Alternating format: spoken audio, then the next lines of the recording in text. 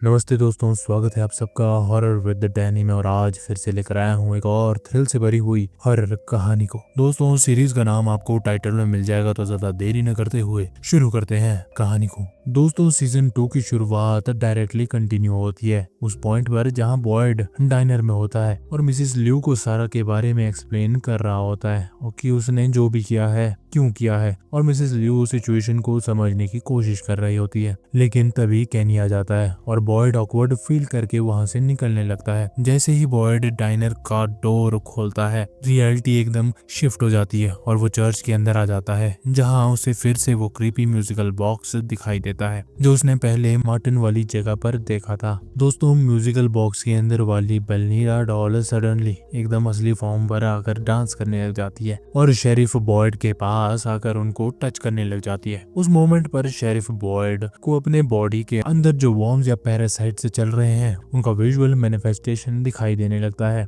वो डॉल के मुंह में टेंटेंस डालते हैं। बॉयड को फील होता है कि वो सब उसके अंदर ही भी क्रॉल कर रहे थे। फिर अचानक से उसकी आंख खुलती है और वो वापस सिड के गेट के पास बेहोश गिरा होता है। मतलब जो कुछ भी हुआ हेलुसिनेशन था या किसी एंटिटी का मैसेज। कैनी बॉयड को क्लिनिक ले जाने लगता है और रास्ते में स्टोरेज रूम के पास बॉयड वहीं बेलनीरा टॉय पर फिर से दिखता है। कैनी को कुछ भी नहीं दिखाई देता, सिर्फ बॉयड को ही इस पॉइंट पर क्लियर हो जाता है कि बॉयड के साथ कुछ ना कुछ सुपरनेचुरल अटैच हो चुका है जो सिर्फ उसको ही टारगेट कर रहा होता है। दोस्तों, क्लिनिक साइड में पैरेलल स्टोरी चल रही होती है जहाँ क्रिस्टी और मैरिली का टेंशन बिल्ड हो रहा होता है। क्रिस्टी को मैरिल के बैग में रिहैब के पेपर्स मिलते हैं और पता चलता है कि मैरिल दोबारा ड्रग्स ले रही है। मैरिल कन्फेस करती है कि क्रिस्टी के डिसअपियर होने के बाद से वो रिलैप्स कर गई है। अब टाउन के अंदर ऑलरेडी सर्वाइवल क्राइसिस चल रही है और ऊपर से इमोशनल ब्रेकडाउन भी ऐड हो चुका है। दोस्तों, बॉयड को क्लिनिक में रेस्ट करने को बोला जाता है, लेकिन उसको फिर से वो डॉल दिखने लगती है और इस बार वो उसको मारने आती है और उसको फील होता है कि कोई ना कोई उसे मार देगा। दोस्तों, यहीं पर शेरिफ बॉयड गन निकालता है, पर एक्चुअली उसके सामने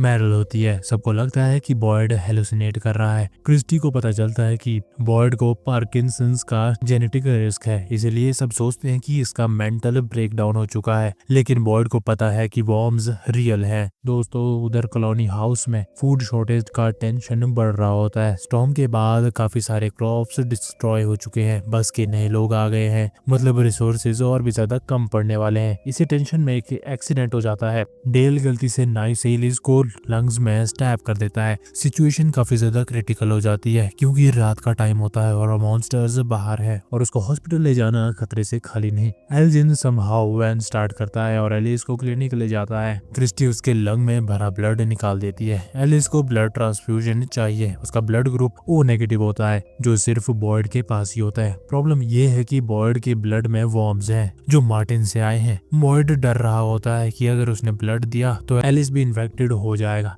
कैनी वॉलंटियर करता है कि पहले उसको ब्लड देकर टेस्ट करते हैं, फिर ब्लड चढ़ाएंगे, पर बॉयड एक रिस्की डिसीजन ले लेता है। वो बाहर मॉन्स्टर्स को डराता है। एक मॉन्स्टर जिसे स्माइली बोलते हैं वो उनके पास आ जाता है। बॉयड अपना हाथ कट करके अपना इन्फेक्टेड ब्लड उस मॉन्स्टर के अंदर ट्रांसफर कर देता है और बोलता है कि my blood is your blood now. कुछ ही सेकंड्स में मॉन्स्टर दर्द में चिल्लाता हुआ मर जाता है। ये फर्स्ट टाइम होता है कि जब किसी ने मॉन्स्टर को मारा हो और बॉयड रियलाइज करता है कि वॉर्म्स ट्रांसफर हो गए हैं और उसका ब्लड अब साफ हो चुका है। वो वापस क्लिनिक जाकर एलिस को ब्लड देता है और एलिस बच जाता है। सब शॉक्ड हो जाते हैं कि मॉन्स्टर मर सकते हैं। इस मोमेंट पर फातिमा क्वाइटली रिवील करती है कि वो प्रेग्नेंट है। ये न्यूज काफी ज्यादा शॉकिंग है क्योंकि नए वर्ल्ड में वो कंसीव नहीं कर सकती और town clearly biological rules follow ही नहीं करता। अगली सुबह हम देखते हैं कि बॉयड और क्रिस्टी मॉन्स्टर की बॉडी के साथ तो कुछ कर रहे होते हैं और उनके ऑर्गन्स को देखते हैं और वो ऑर्गन्स बिल्कुल ह्यूमन जैसे होते हैं, लेकिन उन मॉन्स्टर्स के ऑर्गन बिल्कुल सूखे हुए होते हैं और उनमें कोई ब्लड भी नहीं होता, सिर्फ एक येलो बाइल फ्लूइड मिलता है। क्रिस्टी सोचती है कि शायद ये फ्लूइड वेपन बन सकता है। दोस्तों, मीनवाइल विक्टर और ईथन के थ्रू पता चलता है कि ट्रीज शिफ्ट हो रहे हैं और वेदर चेंज हो रहा है। 40 साल में पहली बार ये हो रहा है, मतलब टाउन इवॉल्व हो चुका है और धीरे धीरे टाउन और भी ज्यादा इवॉल्व हो रहा है। जेड को भी सेम सिंबल्स मिलते हैं जो तविता ने केव्स में देखे थे। ये सब क्लूज एक बड़े पजल की तरफ इशारा करते हैं। दोस्तों, यहाँ पर हम देखते हैं कि कि जिम और रेंडेल एक थ्योरी बिल्ड कर रहे हैं कि शायद ये सब एक एक्सपेरिमेंट है, कि उनको कोई मॉनिटर कर रहा हो। और वो रेडियो से कांटेक्ट फिर से अटेम्प्ट करते हैं, पर वो रेडियो अटेम्प्ट फेल हो जाता है। रेंडेल इंक्रीजिंगली पैरानॉइड हो जाता है और सारा को सस्पेक्ट करने लग जाता है। दोस्तों रात को हम देखते हैं कि एल्जिन को म्यूजिक बॉक्स और ड्राउनिंग वुमेन का विजन आने लगता है।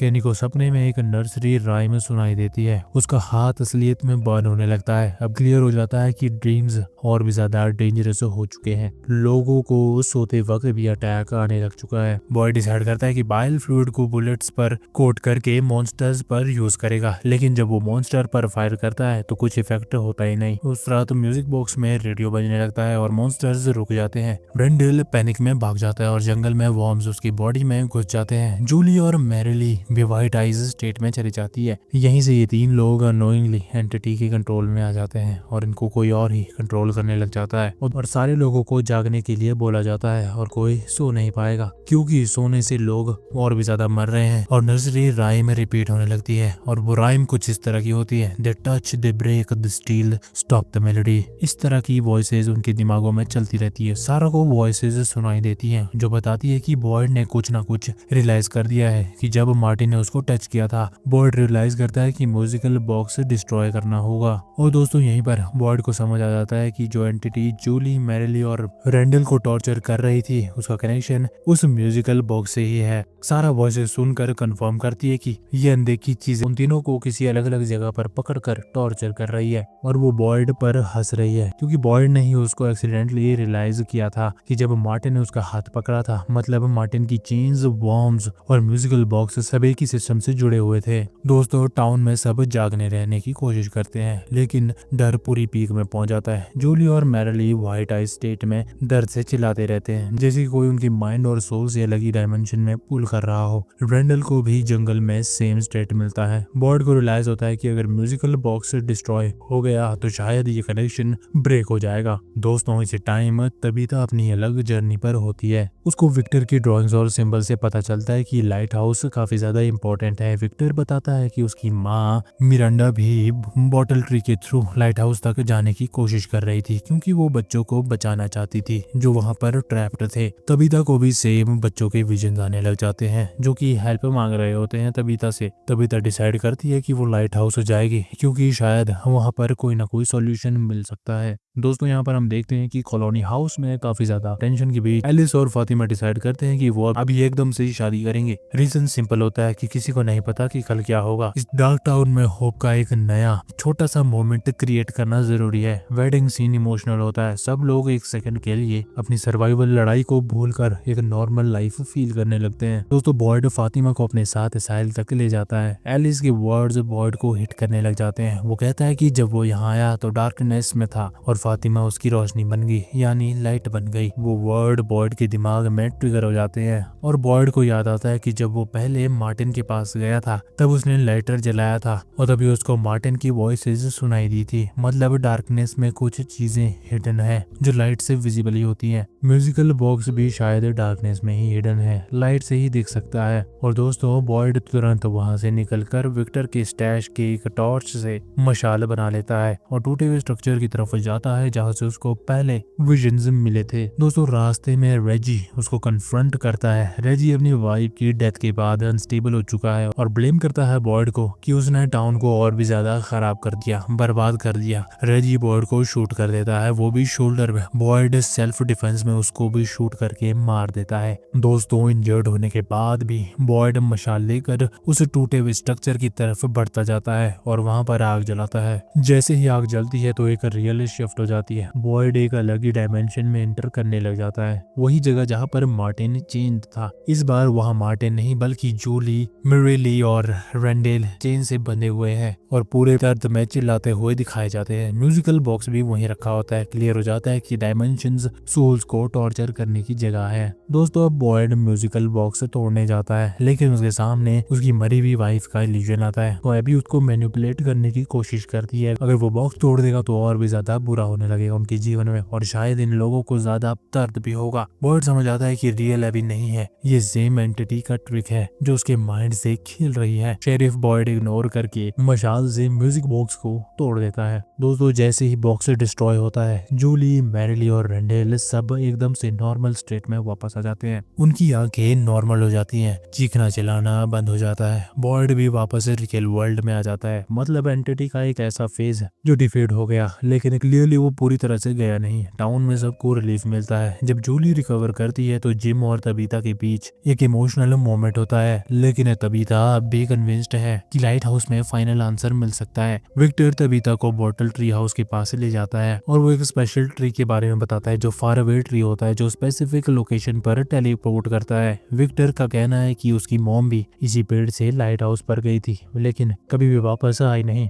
तबीता पेड़ में एंटर करती है और टेलीपोर्ट होकर लाइट हाउस के बाहर पहुंच जाती है। लाइट हाउस काफी ज्यादा क्रीपी और अबैंडन्ड है। ऊपर चलते वक्त उसको ब्रोकन टॉयज मिलते हैं जो कि काफी ज्यादा स्केरी होते हैं, और एक ड्रम्प ट्रक, एम्बुलेंस और खेलने वाले कुछ कार्ड्स मिलते हैं जो शायद पास्ट विक्टिम्स के सिंबल्स हैं। और अभी भी किसी को नहीं पता कि यहाँ पे क्या चल रहा है। और टॉप पर उसको वही भूतों वाले बच्चों की आवाजें सुनाई देती हैं जो कि एंगखोई जैसा कुछ बोलने लग जाते हैं। वो एंगखोई एंगखोई कुछ इस तरह के शब्द यूज करने लग जाते हैं। और फिर एक व्हाइट बॉय अपीयर होता है जो एक मिस्टीरियस चाइल्ड है जो कभी कभी सबकी हेल्प करता है, जिसे हमने सीजन 1 में भी देखा था। दोस्तों व्हाइट बॉय तबीता से कहता है कि अगर घर जाना है तो एक ही रास्ता है, और बिना वार्निंग के उसको लाइट हाउस से पुश कर देता है। तबीता नीचे गिर जाता और सीन कट होता है और सीन ओपन होता है एक हॉस्पिटल बेड पर, जहाँ पर तबीता एक हॉस्पिटल बेड पर होती है, जहाँ पर रियल वर्ल्ड डॉक्टर उसको बताता है कि हाइकर्स ने उसको एक पेड़ के पास इंजर्ड स्टेट में पाया था। तबीता रियलाइज करती है कि वो एक असली दुनिया में वापस आ चुकी है। मतलब लाइट हाउस एक एग्जिट पॉइंट है या एटलीस्ट एक